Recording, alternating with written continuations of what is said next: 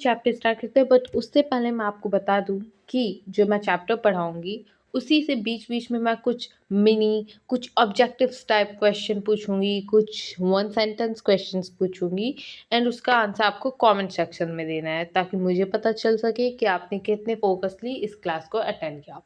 तो the chapter is chapter 1 of Kaveri is how I taught my grandmother to read. मैंने अपनी grandmother को पढ़ना कैसे सिखाया, मतलब इसकी ग्रैंडमदर को पढ़ने नहीं आता है। तो यहाँ पे जो नरेटर है उसने अपनी दादी को पढ़ना सिखाया है। ये वाला जो स्टोरी है इसे लिखा है सुधा मूर्ति जी ने। तो ये बहुत ही इम्पोर्टेंट हो जाता है राइटर के बारे में जानना, जिसने इतनी अच्छी क्रिएशन की है, इतनी अच्छा स्टोरी का क्रिएशन किया है। इससे हमें सीख भी मिलती है, मॉरल स्टोरी है ये। तो चलिए स्टार्ट करते हैं। मेक श्योर जो भी चीज़ मैं हाईलाइट करूँ उस पे आप थोड़ा ज़्यादा फोकस करें, because they are very important and उससे क्वेश्चंस आ सकते हैं। When I was a girl of about 12, when I was girl of about 12, I used to stay in a village of North Karnataka with my grandparents. तो इसमें एक narrator है जो कि एक गर्ल है जो कह रही है जब मैं 12 साल की थी तो मैं नॉर्थ कर्नाटका के एक विलेज में रहती थी अपने ग्रैंड पेरेंट्स के साथ। ठीक है। Those days the transport system was not very good. We used to get the morning newspaper only in the afternoon. तो कह रही ट्रांसपोर्ट सिस्टम तो उस समय एकदम अच्छा नहीं था। हमें जो न्यूज़पेपर सुबह मिलनी चाहिए वो दोपहर में मिलती थी। The weekly magazine use to come one day late. तो जो वीकली मैगजीन मीन्स वो मैगज़ीन्स जो सप्ते में एक बार आती है। तो वीकली मैगज़ीन्स जो थी वो एक दिन लेट आती थी। जैसे वेडनेसडे को अगर मैगज़ीन आना होता था तो वेडनेसडे को ना आके थर्सडे को आता था, क्योंकि ट्रांसपोर्टेशन बहुत ही स्लो, बहुत ही लेंदी था। All of us would wait eagerly for the bus, which used to come with the papers, weekly magazines and the post. तो जितने भी लोग थे उस विलेज में वो बहुत ही ईगरली का मतलब होता है बहुत ही ज़्यादा उत्सुकता से, बहुत ही ज़्यादा एक्साइटेड होके वेट करते थे। किसका? बस का वेट करते थे। जो किसके साथ आता था बस में? क्या क्या रहते थे? पेपर्स रहते थे, वीकली मैगजीन्स रहती थी एंड पोस्ट रहती थी। सब लोग उसका वेट करते थे क्योंकि वो बहुत ही स्लो आता था, तो सब लोग उसका ईगरली से वेट करते थे बस का। Eight that time Triveni was a very popular writer of Kannada language. A very important point. Triveni was a very popular writer in Kannada language. उस समय जो थी एक त्रिवेणी राइटर का नाम है, वो बहुत ही पॉपुलर थी जो कन्नड़ लैंग्वेज में स्टोरी बिल्ड करती थी। तो त्रिवेणी अगर क्वेश्चन आता है तो आप ये लिख सकते हैं Triveni was a very popular writer in Kannada language. Okay, ये एक क्वेश्चन फॉर्म हुआ है यहाँ से, so please mark in your book.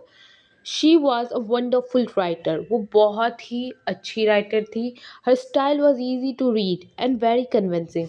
जो उसका स्टाइल था लिखने का वो बहुत ही ईजी टू रीड था, कॉम्प्लेक्स वर्ड का यूज़ नहीं होता था, बहुत ही ज़्यादा कन्विंसिंग था, लोग उससे रिलेट कर सकते थे।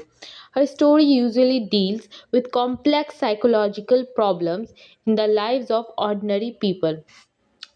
तो वो स्टोरी बनाती थी, वो जो कॉम्प्लेक्स साइकोलॉजिकल प्रॉब्लम, जो मानसिक दबाव होता है किसके जीवन में? ऑर्डिनरी पीपल के जीवन में, उनसे डील करती थी कि ऑर्डिनरी पीपल किस किन मानसिक परिस्थितियों से जूझ रहे होते हैं। तो ये सब उस समय बहुत ज़्यादा कॉमन था, बहुत सारे ऑर्डिनरी पीपल थे जो इसकी कहानी से रिलेट कर सकते थे। एंड ये एक साइकोलॉजी है कि जिस चीज़ से हम रिलेट कर सकते हैं वो चीज़ हमें ज़्यादा इंटरेस्टिंग लगती है। तो इसलिए वहाँ के लोग इनकी जो राइटिंग स्किल है उनसे बहुत रिलेट करते थे, इसीलिए इन्हें बहुत ज़्यादा फुलेस्ट इंजॉय करते थे। नेक्स्ट लाइन पढ़ते हैं, and we were always interesting and they were always interesting. तो उनका जो कहानी रहता था वो ऑलवेज बहुत ही ज़्यादा इंटरेस्टिंग रहता था, बहुत ही ज़्यादा इंगेजिंग रहता था। Unfortunately for Kannada literature she died at very young as. Kannada साहित्य मतलब जो कन्नड़ लैंग्वेज में लिटरेचर था उनके लिए बहुत ही अनफॉर्चुनेट था ये। अनलकीली इसका मतलब होता है अनलकीली। ठीक है। तो ये बहुत ही अनलकी था कन्नड़ लिटरेचर के लिए कि वो बहुत ही जल्दी, ये अलग गाइस, वो बहुत ही जल्दी passed away, she very quickly passed away, बहुत ही जल्दी, बहुत ही कम उम्र में ही वो मर गई। Even now, after 40 years, people continue to appreciate her novels. अब कहा जा रहा है कि इवन नाउ आफ्टर 40 ईयर्स, 40 साल हो गए हैं उन्हें मरे, फिर भी अभी भी लोग उनके नॉवेल्स को अप्रिशिएट करते हैं, उनके पिछले किए गए कामों को शाबाशियाँ देते हैं। One of her novel called Kashi यात्रा, उन्हीं का एक रचना है काशी यात्रा। काशी यात्रा is name of the novel, जो उन्होंने नॉवल बनाया है, नॉवल वो किया है, लिखा है, वो उसी का नाम है काशी यात्रा, name of the novel. Okay, यहाँ पे मैं लिख देती हूँ, अच्छे राइटिंग में नहीं लिखा पा रहा है, but you have to basically understand the concept. Okay, one of her novel called Kashi Yatra was appearing in a serial in a Kannada weekly Karmveera then. अब ये वाला लाइन बहुत कॉम्प्लेक्स लग रहा होगा, बट बहुत ही ईजी है। तो वो जो काशी यात्रा जो नॉवल था उनका, वो was appearing as a serial, मतलब ऐसा नहीं कि एक नॉवल, मतलब एक नॉवल क्या होता है, उसमें आपको पूरी कहानी A to Z आपको एक ही साथ दे दी जाती है, और आप उसको जब मतलब पढ़ सकते हो, एक दिन में आप पूरा ख़त्म कर सकते हो, या फिर आप एक साल में ख़त्म कर सकते हो, इट्स डिपेंडिंग ऑन यू।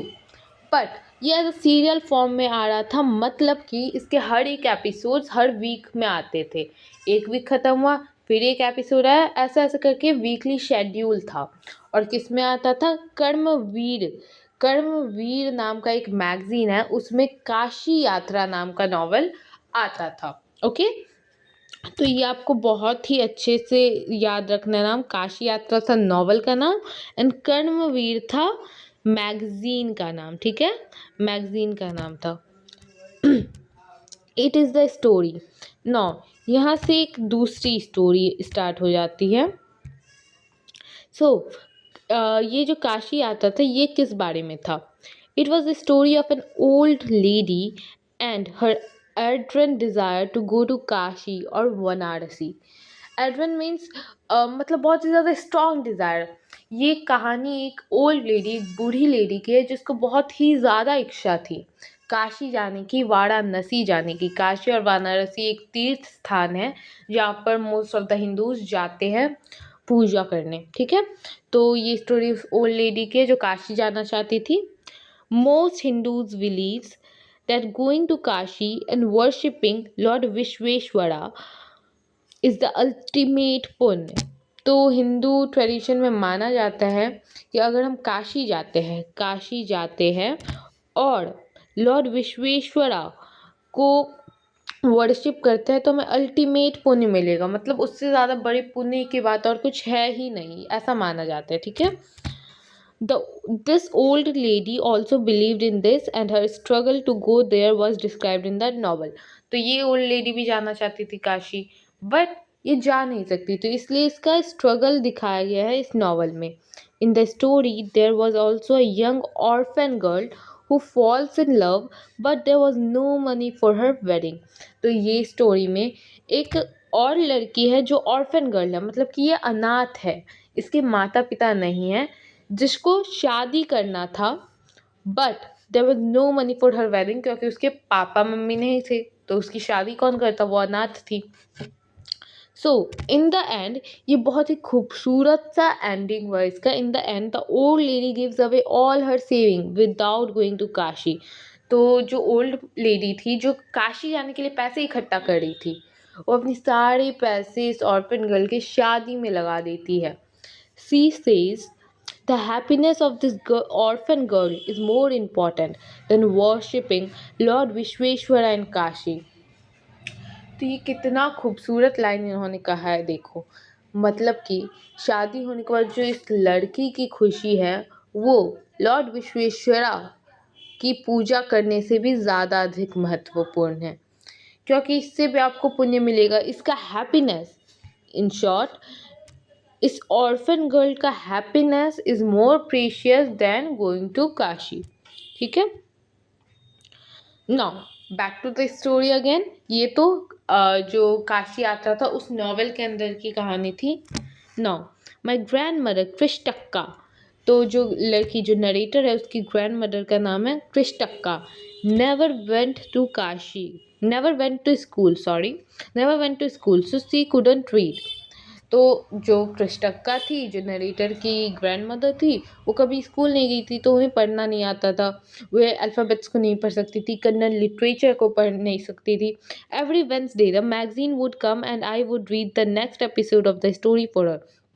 तो हर वेंसडे को जो स्टोरी, जो मैगज़ीन है वो आती थी, और उसकी जो पोती थी, जो नरेटर थी, वो अपनी दादी को कहानी सुना देती थी।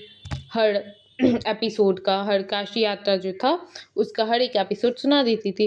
During that time she would forget all her work and listen with the greatest concentration. तो इस लाइन से क्या कहना चाह रहा है नरेटर, कि वो इतनी ज़्यादा ही कंसंट्रेटेड थी, उनको इतना मज़ा आता था वो कहानी सुनने में, कि जब वो कहानी सुनने बैठती थी तो वो सारा काम भूल जाती थी, और फुल 100% कंसंट्रेशन से वो सिर्फ और सिर्फ कहानी सुनने पर ध्यान देती थी। Later she could repeat the entire text by her. तो ये क्या कहना चाह रहा है कि मतलब ये इतने अच्छे से सुनती थी कि वो फिर मुँह जवानी ये पूरा कहानी by heart, line to line वो दूसरे को सुना सकती थी। वो इतना थ्रोली उस कहानी को समझती थी, सुनती थी, इंटरेस्ट लेती थी। My grand mother never to sorry my grand mother to never went to Kashi. तो मेरी जो ग्रैंड मदर थी वो भी काशी कभी नहीं गई थी। जैसा कि काशी यात्रा में जो मेन कैरेक्टर थी वो भी काशी कभी नहीं गई थी, और मेरी ग्रैंड मदर भी काशी कभी नहीं गई थी। And she identified herself with the novel main character. इसका, इस वर्ड का मतलब होता है मेन करेक्टर। ठीक है, जो नोवेल में मेन करेक्टर था उससे रिलेट कर पा रही थी। जैसे कि वो भी काशी नहीं जा पा रही थी, और कृष्टक्का जो नरेटर की दादी है वो भी काशी नहीं जा पा रही थी। आइडेंटिफाई मतलब रिलेट कर पा रही थी। So more than anybody else, she was the one of the most interested in knowing what happened in the next story, and used to insist that I read the serial out to her. तो वो more than anybody, सबसे ज़्यादा वो interested थी कि next episode में क्या हो रहा है, क्योंकि वो रिलेट कर पा रही थी, तो उसे जानना था कि क्या हो रहा है, इंटरेस्ट बिल्ड हो रहा था। तो वो इंसिस्ट करती थी कि इसको नरेटर को, कि वो ग्रैंड माँ के लिए कहानी सुनाए, क्योंकि उसे तो पढ़ना आता नहीं था। After hearing what happened next in Kashi Yatre, she would join her friend at the temple courtyard. Courtyard मतलब होता है आंगन। ओके, तो जब वो सुन लेती थी कि क्या हुआ है काशी में, तो वो क्या करती थी, मंदिर के बाहर जो आंगन होता है वहाँ पर अपनी दोस्तों के साथ इकट्ठा हो जाती थी, और डिबेट करती थी, डिस्कस करती थी कि क्या हुआ। ऐसा हम लोग भी करते हैं, कुछ न्यू इंटरेस्टिंग एपिसोड आता है तो हम लोग डिस्कस करते हैं कि अरे ऐसा हुआ वैसा हुआ। तो वैसे वो भी अपने फ्रेंड्स के साथ कोर्टयार्ड में कर रही थी। तो यहाँ पे देखो एक पिक्चर दिया गया है, कुछ इस तरीके से वो डिस्कस कर रही थी। Okay, where we children would also gather to play hide and seek. जहाँ पर हम बच्चे, उस समय तो नरेटर 12 साल की थी, बच्ची थी, तो वहाँ पर उस समय कोर्टयार्ड में वो लोग लुकन छुपाई, सॉरी छुपन छुपाई, आई एम नॉट श्योर, वो खेला करते थे। ठीक है, hide and seek. She would discuss the latest episode with her friends. वो लेटेस्ट एपिसोड को डिस्कस करती थी अपने फ्रेंड्स के साथ। At that time, I never understood why there was so much of debate about the story. उस समय तो मुझे समझ में ही नहीं आता था कि इतना डिबेट किस बात का हो रहा है। एक नॉर्मल सी स्टोरी है, उस पर इतना डिबेट, सॉरी, उस पर इतना डिबेट क्यों है। डिबेट का मतलब होता है discussion. Okay, once I went for a wedding with my cousin to the neighbouring village. एक बार क्या हुआ, मुझे शादी में जाना था अपने कजन्स के साथ नेबरिंग विलेज में। ठीक है, in those day a wedding was a great event. मतलब उस समय तो शादी में जाने को बहुत बड़ा माना जाता था, मतलब बहुत ही खुश हो जाते थे सब लोग। It was a good deal. Okay, we children enjoyed our self thoroughly. तो हम लोगों ने बहुत इंजॉय किया। We would eat, play endlessly, ठीक है। हम लोग खाते थे, खेलते थे, वो भी बहुत अनंत तक, मतलब उसकी कोई अंत सीमा ही नहीं है, इतना खेलते थे। सेवियरिंग, यहाँ पे एक वर्ड यूज है सेवियरिंग, इसका मतलब है savouring the freedom because all the elders were busy. तो वो enjoying it to the fullest. Okay, savouring का मतलब होता है enjoying it to the fullest. तो वो जो अपने फ्रीडम को है वो बहुत पूरी तरीके से इंजॉय करते, क्योंकि एल्डर्स वर बिजी, क्योंकि जितने भी बड़े बुजुर्ग थे वो सब बिजी थे शादी के काम में। I went for a couple of days but ended ended up staying there for a week. तो वो गई थी 2-3 दिन के लिए, बट कुछ कुछ काम पड़ गया या कुछ तो ऐसा हुआ कि उससे पूरे के पूरे 1 वीक वहाँ पे रुकना पड़ा। ठीक है ना, next. When I came back to my village, जब मैं वापस आई अपने village, I saw my grand mother in tears. मैंने देखा कि मेरी जो ग्रैंड मदर है उनकी आंखों में आंसू है। I was surprise, for I had never seen her cry even most difficult situations। तो वो बहुत ही ज़्यादा शॉक हो गई, क्योंकि उसने ग्रैंड मदर को कभी रोते हुए नहीं देखा था। In the most difficult situation, चाहे कितनी भी मुश्किलें क्यों ना हो, वो कभी नहीं रोती थी उनकी ग्रैंड मदर। तो अचानक से ऐसा क्या हो गया कि आज रोने लगी? तो ये उसके लिए बहुत ही ज़्यादा अनकॉमन था। What had happen, I was worried. तो क्या हुआ है उसको जानना था, वो बहुत ही ज़्यादा वरीड थी अपनी ग्रैंड माँ के लिए। Avva, is everything all right, are you okay? तो अव्वा, अव्वा वो अपनी ग्रैंड मदर को अव्वा बोलती थी। अव्वा मतलब क्या होता है हम आगे पढ़ेंगे। ये है यहाँ पे देखो, I use to call her Avva which means mother in Kannada spoken in north Karnataka. तो अव्वा मतलब क्या होता है, अव्वा मीन्स मदर, अव्वा मतलब होता है मदर। जो कन्नड़ जो बोला जाता है नॉर्थ कर्नाटका में, Kannada is a type of language. Okay, Kannada is a language, ठीक है। कन्नड़ भाषा जो कहा जाता है नॉर्थ कर्नाटका में, वहाँ पे अव्वा को मदर कहा जाता है, ठीक है। अव्वा का मतलब मदर होता है। तो वो अपनी दादी अम्मा को अव्वा कहती थी। She nodded but didn't reply. तो ऐसे सिर हिलाकर कह दी, बट उसने कुछ साफ से क्लियरली रिप्लाई नहीं किया। I didn't understand and forgot about it. मतलब मैं समझी नहीं, उस समय मैंने उतना ध्यान भी नहीं दिया, तो मैं चली गई। In the night after dinner we were sleeping in open terrace of our house. तो गर्मी का तो समय था ही, तो खाना खाने के बाद हम लोग छत पे गए। टेरेस का मतलब होता है छत, ओपन छत, जो खुली छत होती है वहाँ पर गए थे सोने के लिए। It was a summer night, there was a full moon. Summer की नाइट थी and there was a full moon, मतलब पूर्णिमा था, ठीक है, पूर्णिमा, ठीक है। Avva came and sat next to me. Sat जो है वो सिट का थर्ड फॉर्म होता है, ठीक है, सॉरी, सेकेंड फॉर्म होता है। sat next to me, her affectionate hand touched my forehead। मतलब उन्होंने अपने नर्म, अपने प्यार भरे हाथों से मेरे माथे को सहलाया। I realized she wanted to speak। मुझे लगा कि वो कुछ तो कहना चाहती है। I asked her what is the matter, matter क्या है? वो सुबह से बहुत ही ज़्यादा सस्पिशियस थी कि क्या हो रहा है, तो वो जानना चाहती थी कि रात में वो क्या हुआ। तो उसने पूछा कि व्हाट्स द मैटर, क्या हुआ अम्मा? Avva, why, I was a younger, sorry, when, यहाँ से ग्रैंड मदर अपना स्टोरी बता रही है। When I was a young girl, जब अव्वा ने पूछा, सॉरी, जब नरेटर ने अपनी ग्रैंड मदर से पूछा कि क्या हुआ, तुम इतनी उदास क्यों हो, तुम रो क्यों रही थी सुबह, उसने अपनी कहानी, ग्रैंड मदर ने अपनी कहानी सुनाना चालू कर दिया। When I was a young girl I lost my mother. जब मैं एक छोटी बच्ची थी तो मैंने अपने मदर को खो दिया था। There was nobody to look after me and guide me. मुझे गाइड करने के लिए और मेरी देखभाल रखने के लिए उस समय कोई नहीं था। My father was a busy man. मेरे पापा बहुत ही व्यस्त थे। She got married again. उन्होंने दोबारा शादी की। In those days people never consider education essential for girl.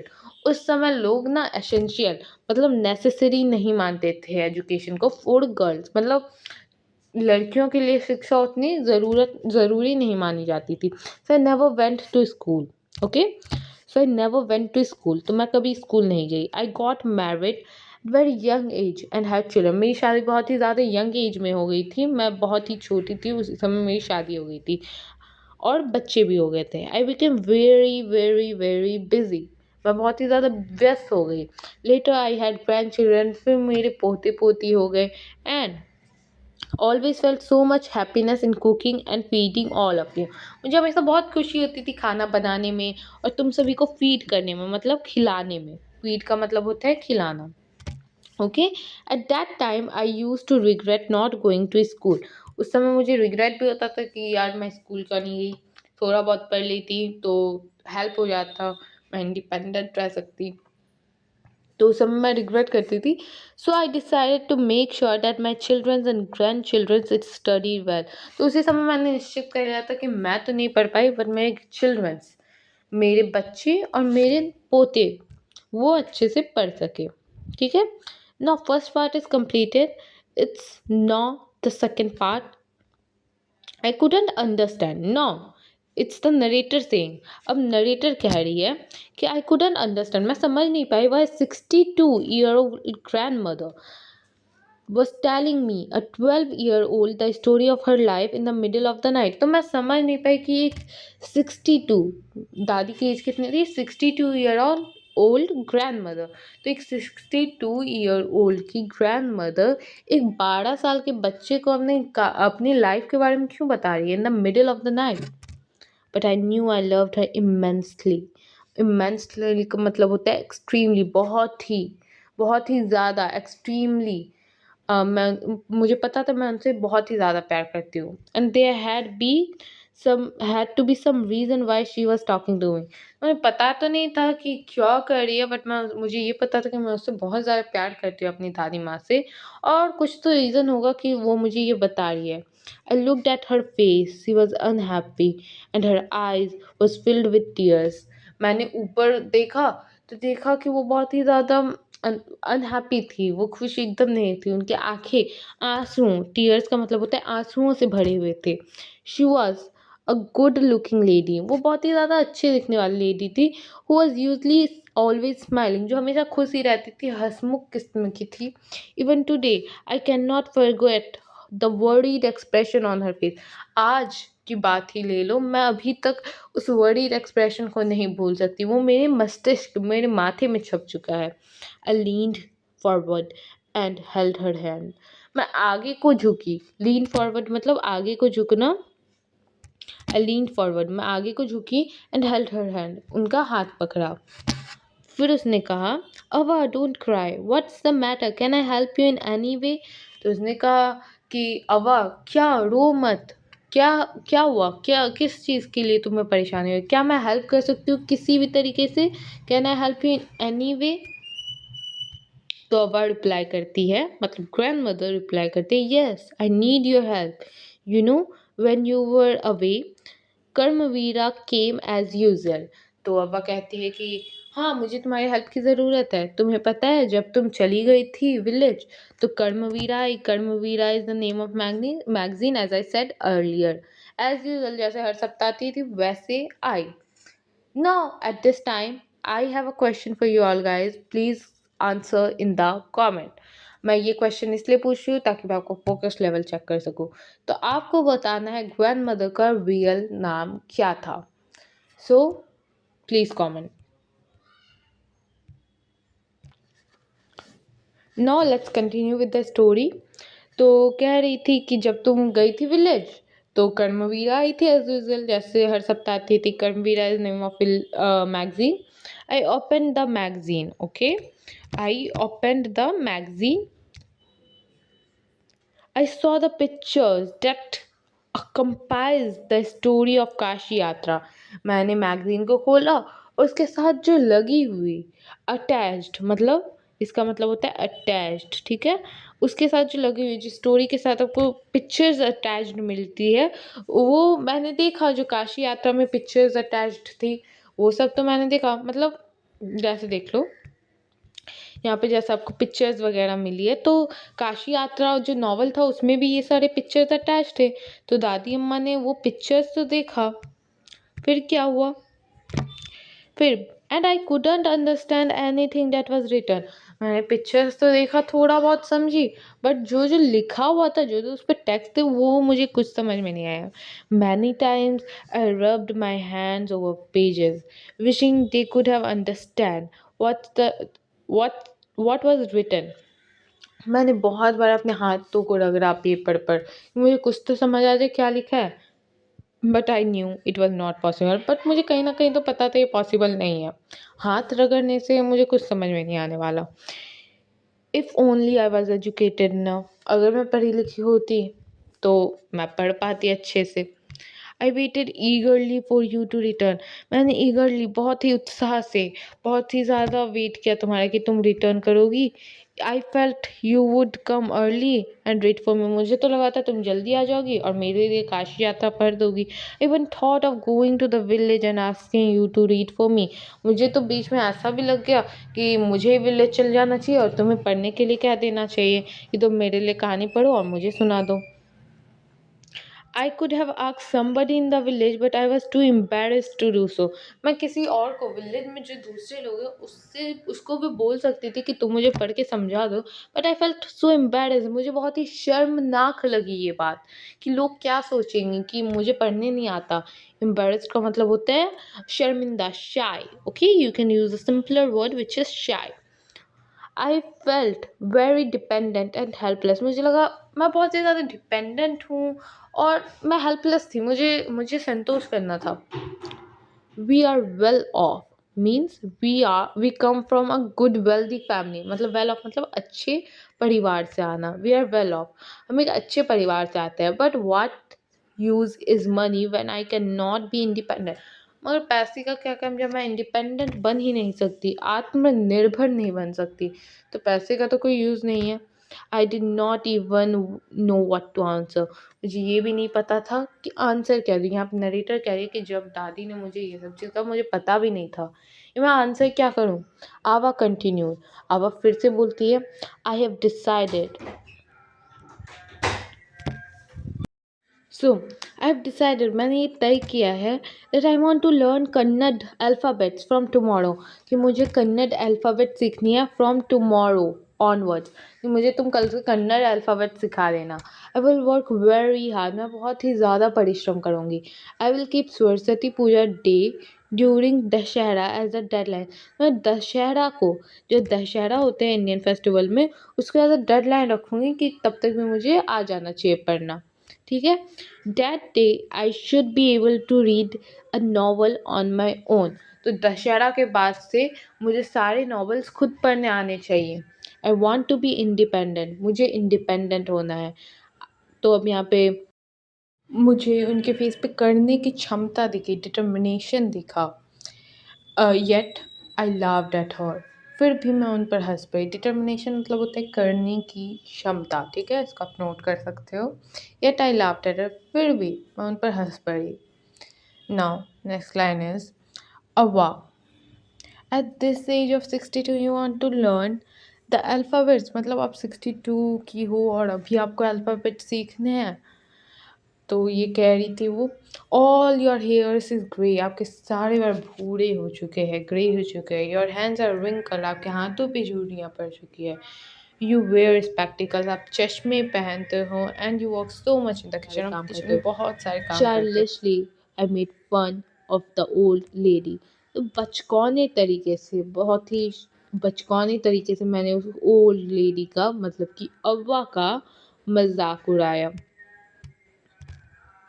But she just smile, but उन्होंने बहुत ही इनोसेंटली स्माइल कर दिया, उन्हें बुरा नहीं लगा। फिर उन्होंने आंसर किया, ये बहुत इंपॉर्टेंट लाइन था, for a good cause if you are determined.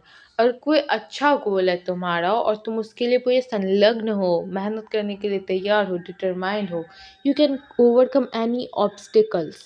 Obstacles मतलब होता है कोई भी रुकावट, रुकावट। तो इसने कहा है कि यू कैन ओवरकम, जब कोई अच्छे कार्य के लिए अगर तुम कोई डिटरमाइंड हो तो तुम किसी भी रुकावट को काट सकते हो, तुम किसी भी रुकावट से बच सकते हो। I will work harder than anybody but I will do it for learning, there is no age bar. तो कही ये कि मैं सबसे ज़्यादा मेहनत करूँगी पर मैं करूँगी। ठीक है। For learning there is no age bar. Actually this is the motto of this chapter. So इसको मैं बहुत ही अच्छे से हाईलाइट कर देती हूँ ताकि आप अच्छे से याद रखो। For learning there is no age bar. Learning के लिए कोई एज बार नहीं होता, ठीक है। The next day onward, I started my tuition. Ava was a wonderful student. Next day से मैंने अव्वा को ट्यूशन पढ़ाना शुरू कर दिया and she was a wonderful student. वो बहुत ही अच्छी स्टूडेंट थी। The amount of homework she did was amazing. तो वो जो होमवर्क मैं देती थी वो बहुत अच्छे से कर लेती थी। She would read, repeat, right and recite. तो वो बोल बोल कर पढ़ती थी, रिपीट करती थी, लिखती थी, रिसाइट करती थी जो भी चीज़ मैं पढ़ाती थी। I was her only teacher and she was my first. मैं तो उसकी इकलौती टीचर थी। मैं पहले कभी स्कूल गई नहीं थी, तो वो इकलौती टीचर थी मैं उसके लिए। वो मेरी पहली स्टूडेंट थी। 12 साल की उम्र में वो पहली बार किसी को पढ़ा रही थी। Little did I know that one day I would become a teacher in computer science and teach hundreds of students। तो यहाँ पे देखो क्या बताया गया, ये जानने वाली बात है कि ये तो बहुत पहले की बात थी ना जब वो 12 साल की थी। अभी जो रियल है नरेटर, प्रेजेंट में नरेटर एक कंप्यूटर साइंस की टीचर है जो 100 लोगों को पढ़ा रही है, 100 बच्चों को पढ़ा रही है। तो अभी नरेटर का क्या ऑक्यूपेशन है? वो एक कंप्यूटर साइंस की टीचर है।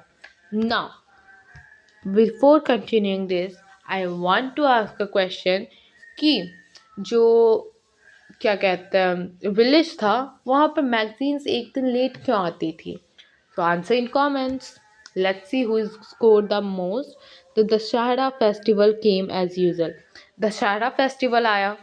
फिर बात की दशहरा फेस्टिवल आया जैसे आता है हर साल। Secretly bought Kashi Yatre which had been publish as a novel by that time. तो दशहरा मैंने अपनी दादी के लिए काशी यात्रा जो नॉवल की तरह पब्लिश हो गया था उस टाइम तक। देखो पहले तो वो सीरियल की तरह एपिसोड बाय एपिसोड आता था, बट दशहरे तक में वो एक सेपरेट नॉवल की तरह आ चुका था। मतलब जब चाहे जितनी मर्जी चाहे उतनी बार आप पढ़ सकते हो। तो वो मैंने नॉवल खरीद लिया ग्रैंड माँ के लिए, गिफ्ट के लिए, दशहरा गिफ्ट के लिए। माई ग्रैंड मदर कॉल्ड मी। मेरी ग्रैंड मदर ने मुझे बुलाया टू द पूजा प्लेस, जहाँ पे पूजा होती है वहाँ पे बुलाया।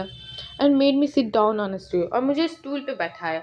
She gave me a gift of frock material.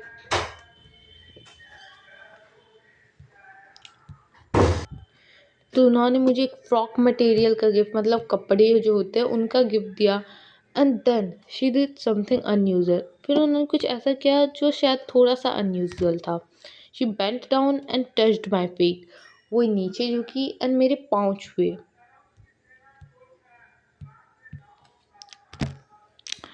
तो उसके लिए तो बहुत ही ज़्यादा ये अनयूजुअल था कि बड़े छोटे का आशीर्वाद ले रहे हैं। सो ये कह रही है I was surprised and taken aback. मैं बहुत ही ज़्यादा सरप्राइज हो गई। टेकन अबैक का मतलब होता है कि कुछ अनएक्सपेक्टेड होना, कुछ सरप्राइजिंग। तो मैं बहुत ही ज़्यादा अचंभित हो गई। Elders never touch feet of youngster. मैंने कहा कि कभी भी बड़े छोटे बच्चों के, यंगस्टर मतलब छोटों, कभी भी बड़े छोटों के पैर नहीं छूते। We always touch the feet of God, elders and teacher. तो हम हमेशा यही सिखाया गया है कि हमें भगवान की, बड़ों की और टीचर्स की पैरों छूना चाहिए, पैर को छूना चाहिए। We consider that as a mark of respect. हम इसको हिंदू कल्चर में as a mark of respect, respect के नज़रिए से देखते हैं कि कोई किसी का पैर छूता है तो मतलब वो उसे रिस्पेक्ट दे रहा है। It is great tradition but today the reverse has happen. बहुत ही अच्छा ट्रेडिशन है ये, बट आज तो कुछ उल्टा रिवर्स ही हो गया। It is not correct. ये नरेटर को तो सही नहीं लगा, करेक्ट नहीं लगा कि बड़े बच्चों का पैर छू रहा है। She said I am touching feet of a teacher. ये बहुत ही ज़्यादा खूबसूरत लाइन उसने कही ग्रैंडमा ने कि मैं एक टीचर, एक शिक्षक का पैर छू रही हूँ, नॉट माई ग्रैंड डॉटर। मैं अपने पोती का पैर नहीं छू रही हूँ, मैं एक अपने शिक्षक का पैर छू रही हूँ। शिक्षक कैसे? क्योंकि उसने उसे कन्नड़ लिटरेचर सिखाया, कन्नड़ लैंग्वेज सिखाया। तो इससे हमें ये पता चलता है कि सिखाने का कोई भी एज बार नहीं होता। अगर आपके पास नॉलेज है तो आप किसी भी एज ग्रुप में पढ़ा सकते हो, सिखा सकते हो। तो इसलिए ये तो इसके लिए टीचर ही हुई। तो वही ये कह रही है कि I am not touching the feet of my grand daughter, touching the feet of teacher, a teacher who taught me so well. एक वैसी टीचर का पैर मैं छू रही हूँ जो मुझे बहुत ही अच्छे से सिखाया, विथ सो मच अफेक्शन, बहुत ही प्यार से सिखाया। And I can read any novel confidently, मतलब अब मैं कोई भी नॉवल कॉन्फिडेंटली पूरे आत्मविश्वास के साथ पढ़ सकती हूँ इन अ शॉर्ट पीरियड, बहुत ही कम समय में। आई एम इंडिपेंडेंट, अब मैं इंडिपेंडेंट हूँ। It is my duty to respect a teacher, ये मेरी ड्यूटी है कि मैं एक टीचर का रिस्पेक्ट करूँ। Is it not written in our scriptures, scriptures मतलब होता है ग्रंथ, स्क्रिप्चर्स मतलब होता है ग्रंथ, ओके। तो क्या ये हमारे स्क्रिप्चर्स में नहीं लिखा गया है that a teacher should be respected? ये तो हमारे ग्रंथ में लिखा गया है ना कि टीचर्स को, बड़े को रिस्पेक्ट देना चाहिए, irrespective of their age and gender, चाहे वो किसी भी जेंडर के हो, किसी भी एज ग्रुप के हो। अगर वो टीचर है, वो नॉलेजेबल है, उनका उनसे हमें ज्ञान मिल रही है, तो हमें उसका रिस्पेक्ट देना चाहिए। I did return namaskar to her by touching her feet and gave my gift to my first student. तो वो जो लाई थी नरेटर गिफ्ट, वो उसने दिया। क्या लाई थी गिफ्ट? काशी यात्रा का एक सेपरेट नॉवल। तो उसने भी पैर छुआ अपनी दादी अम्मा का, and gave gift to her first student. तो अब वो टीचर है तो ग्रैंड माँ उसके लिए स्टूडेंट हुई, तो उसने अपने स्टूडेंट को गिफ्ट दिया, which was a novel. She opened it and read immediately the title Kashi Yatra by Triveni, the publisher name. जैसे ही उसे बुक मिला, उसने देखा कि ऊपर लिखा हुआ था काशी यात्रा बाय त्रिवेणी, तो उसने बहुत ही ज़्यादा इमीजिएटली पढ़ लिया। I knew that my student passed with flying colors. तो इससे मुझे पता चल गया कि मेरी जो स्टूडेंट मतलब अम्मा हैं, वो पास कर गए हैं विथ फ्लाइंग कलर्स, वो भी बहुत ही अच्छे तरीके से। तो इस कहानी से हमें यह सीख मिलती है that there is no age of learning and there is no age of teaching. We should gain knowledge wherever we get it from. तो इसलिए हमें हमेशा कभी भी जेंडर के बेसिस पे, एजेस के बेसिस पे किसी का मजाक नहीं उड़ाना चाहिए। किसी भी एज का है, अगर उसे जानने की इच्छा है तो हमें अपनी नॉलेज को शेयर करना चाहिए। This was the wonderful story by Sudha Murthy. So thank you so much and please subscribe to the channel and please comment the answer I have asked. And अगर आपको इसके सॉल्यूशंस भी चाहिए so do let me know. तब तक के लिए bye bye, thank you so much.